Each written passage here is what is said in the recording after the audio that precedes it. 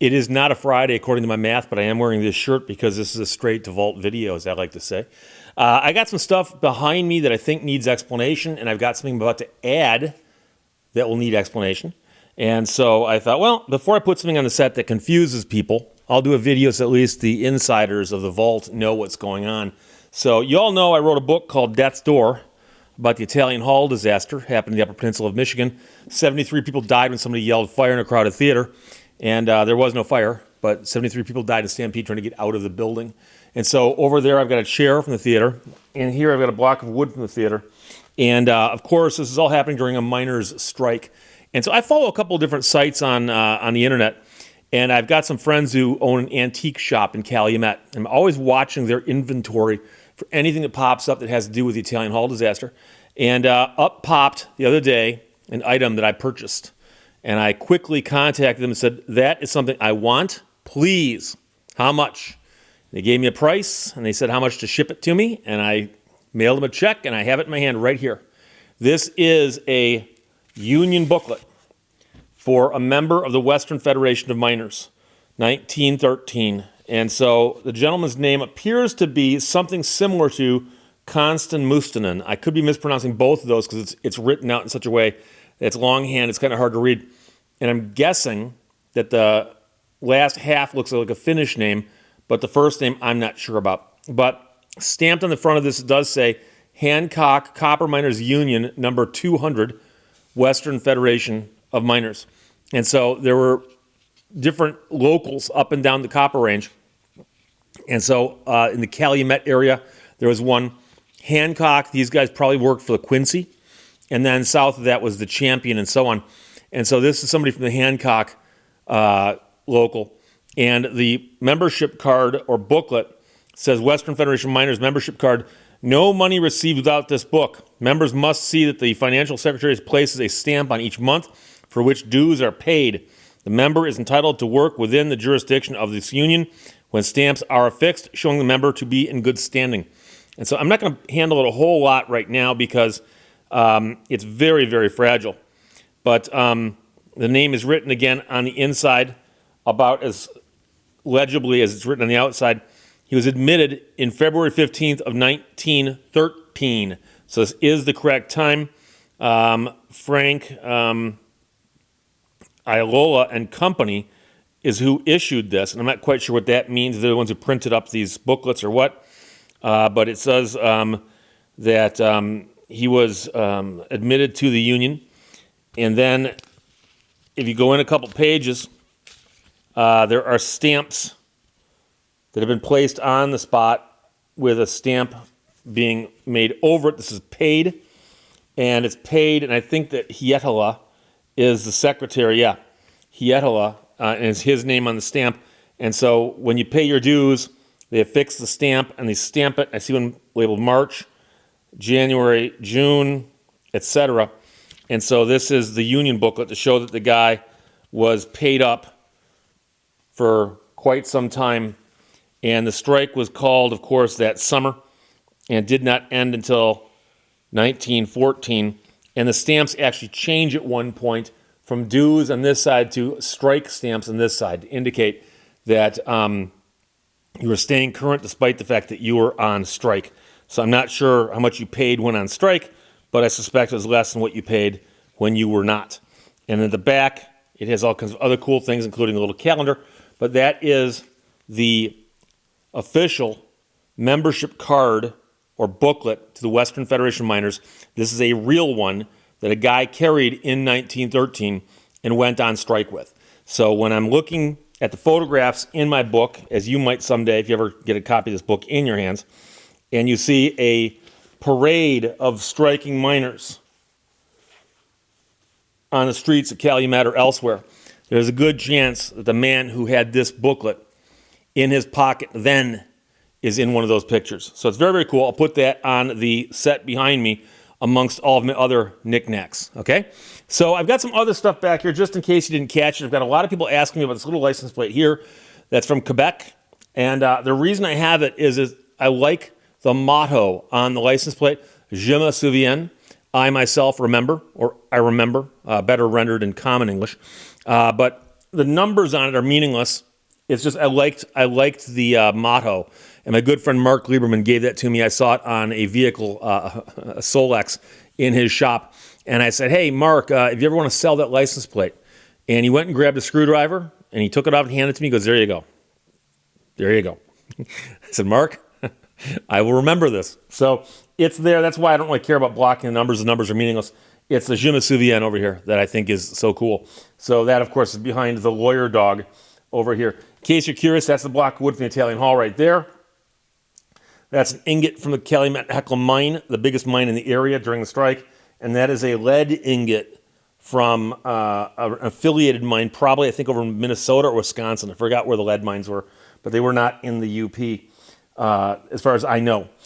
Someone did send me a license plate that says non sequitur, which I think is pretty cool, but it's too long to fit entirely on the set, and I apologize for that, but that's what that says, non sequitur, which is just a good, funny, legalistic sounding thing, so we went with that. Now, over here, I feel kind of bad because I put this in the set and didn't tell anybody, but a couple things are here, one of which is this right here, and this is a Richard Petty belt buckle. Now, I don't wear this sort of belt buckle in real life. It's almost like a shield a superhero would carry in terms of how big and heavy it is. But this is actually a belt buckle with Richard Petty's Superbird on it, related, of course, to the Dodge Charger Daytona that came out the year earlier. And I've mentioned before that I interviewed Richard Petty. Sat down, talked to him for an hour on camera. That film's not been used in anything just yet. I'm hoping to get it used someday. But I met Richard Petty, a heck of a nice guy. I had a long conversation with him about the wing cars and racing, and he's just one of the greatest guys I've ever met. And so I've stayed in touch with his organization in the sense that I'm on their mailing list. And I got an email one day, and they said, Richard Petty has decided to put out a limited edition belt buckle with his Superbird on the front of it. I forgot how many of these there were going to be, but they said there's only going to be so many. It'll come with a signed certificate of authenticity autographed by Richard Petty himself, and it will confirm that this is real and that there's only so many going to be made. And I forgot whether it was 243 or something like that, but of course 43 is an important number because that's Richard Petty's number. So I called instantly and said I want one of them belt buckles. And the woman said, good thing you called just now because we're almost all sold out.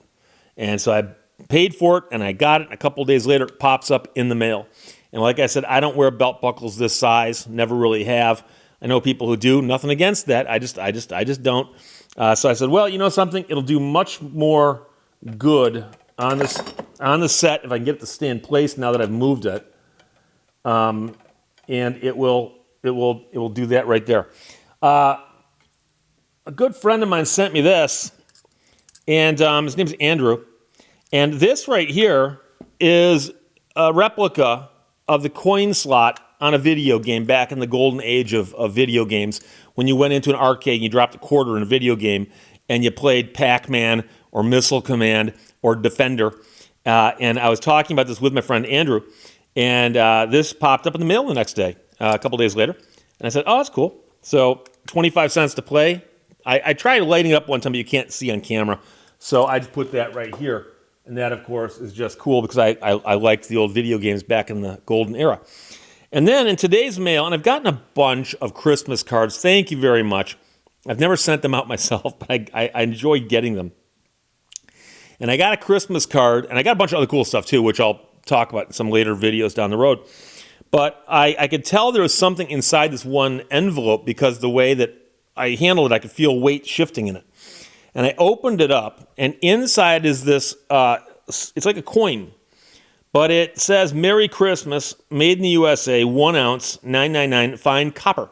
So this is copper, as opposed to, like, say, this right here, about the same size, U.S. Ike dollar, which is copper clad with some other materials. Or back here, I've also got one of these. I've got the Walking Liberty half dollar, which is 90% silver, but you'll see how big that is. But that's 1 ounce of pure copper. Now, don't know where the copper came from. This is made in the USA, but of course the copper nowadays comes from all over the place. There was a time when copper in the world mostly came from the Upper Peninsula of Michigan, from the copper country. but the mines up there have long since stopped mining copper. There's one or two that kind of hit or miss from year to year, depends on what's going on. But they do, from time to time, occasionally make copper up there. But for the most part, most of the copper created in the world comes from elsewhere. And then here is an ingot from another mine. I think that might be from the Champion, but this does not have a name on it. So these are salesman samples, by the way. So back in the old days, if you were out pitching copper to industry and you wanted, General Electric to buy a couple tons of copper from you, you'd bring in a sample like this and go, here you go, that's a salesman sample.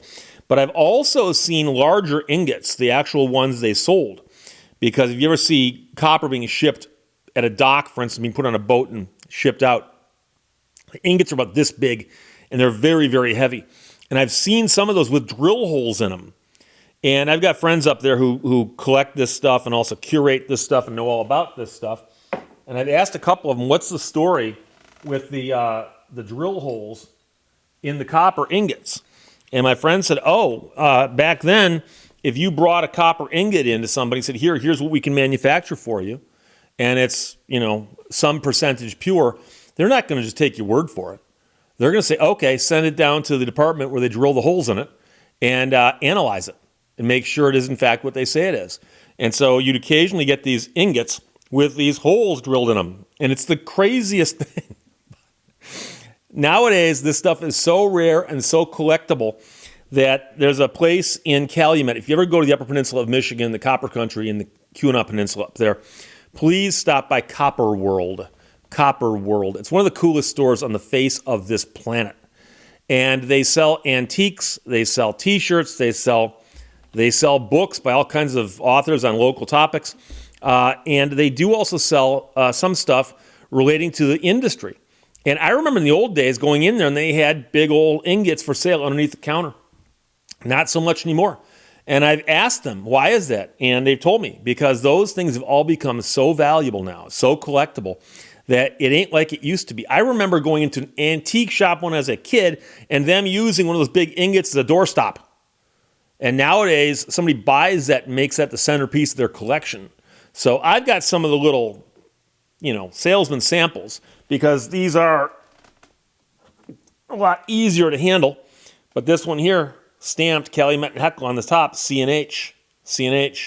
But again, I forgot what I paid for that right there. But I know it's actually worth a lot more than you think it is. It is. These things are becoming harder and harder to get your hands on. So we'll put that back where it was. But that's the new stuff on the set. I've had some people ask, and I've done videos where I've gone over most everything behind me. But that's the plaque for getting 100,000 viewers on YouTube. You don't get another plaque till you hit 1 million. It's going to be a while.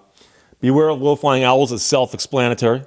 My TV license plate, Sisu license plate, Lemon Law license plate, CAFSUX, the civil asset forfeiture sucks. That was a personalized plate someone sent to me. Over on this side, of course, you got yourself your Karma, Karme, which is the Finnish word for snake, which I have that license plate on my Viper. That's my backup plate, because you can get two if you want to. We don't use front license plates in Michigan. Lawyer Dog from Louisiana. Ray Zipsa, that's a real license plate off an Illinois car that an attorney had on his car for many, many years. And then, of course, Piano Toe. That's one that confuses a lot of people. Piano Toe is a reference to a story about when I towed a piano with a tow truck back in the good old days. And then, of course, the Lawyer Dogs are available only by request, but Monday through Friday, 7 a.m. to 7 p.m., because Lawyer Dogs are always on call. The USS Cole license plate's a commemorative license plate, but I've got viewers who are associated with that ship, and that ship was the subject of a terrorist attack long before 9/11. And so remember the USS Cole license plate was put out in memory of that, and it's something that I like to leave on the set. Regardless of how the other license plates rotate through, that one stays there. Law for New York City, again, another real license plate by an attorney who was in New York City. I believe he may have been a city attorney working for the city. But then Coast Guard got shifted over here because some things got moved over there. Got a barrister dog, which of course would be for the countries that don't have lawyers but have barristers. We got ourselves a Tesla, and we got ourselves a Turbine Car model still in the box. Got to have toys still in the box because they're worth more money. I actually have one that's not in the box. And then, of course, the Concours license plate. I talked about that recently. and the Batmobile model, because of course we all love the Batmobile. One of the coolest cars ever on television. In fact, if you ask people to vote, it might be the number one car. People said, name a cool car off television. And the Dukes of Hazzard car, I like Chargers, but I like the Batmobile better. So that's pretty much it. I've had people ask me, because there's a lot of stuff behind me that evokes thoughts of the military. I've never done any time in the military. Stuff has been sent in by viewers who did. And I have an immense amount of respect for them, but I wouldn't want anybody to ever think that I was in the Coast Guard, or that I was in the Navy, or that I was in the Civil War Army of the North. Although that's probably the side I would have been on if I was in Michigan in 1863. However, these are just simply things that people have sent in or that are in my collection, and they are an homage to the people who serve. And I have the most immense amount of respect for people who do. My hat is off to you if you did, or if you currently do serve. Again, I have the most amount of respect for you I can possibly have. So when people send in stuff, if it fits, I wear it. And so I've worn a lot of stuff involving the military. And by the way, I apologize. It also confuses people because I wear a lot of stuff involving ham radio. And I'm not a ham radio operator. I'm going to mention this, though. People go, well, what about the microphones? Well, I worked in radio for years, and I worked with one of these microphones right here for about half the time. These were not ubiquitous back in the early 80s, but they became by the late 80s. Every radio station used this microphone. Same microphone you see on Frasier, for instance. I believe Rush Limbaugh used one, although he had his gold-plated, as I seem to recall.